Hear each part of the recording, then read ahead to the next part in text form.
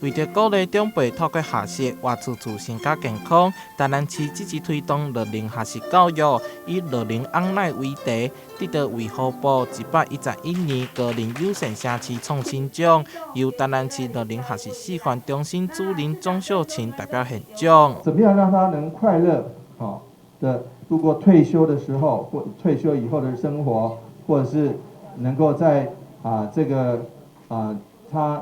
65岁以后，能够很多生活的重心，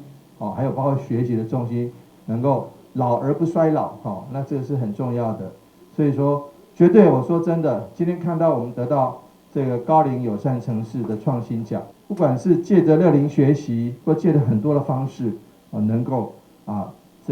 找到更多的生活重心。市长恩惠体亲自颁奖感谢状来表达感谢以及肯定台南市乐龄学习教育，每一档吸引17万人次参与。教育局以数位影片的方式，让长辈学习唔中断，更鼓励长辈以简单的录影设备制作各种高龄议题的宣导影片，让大家拢是 YouTuber。乐龄呢，今年已经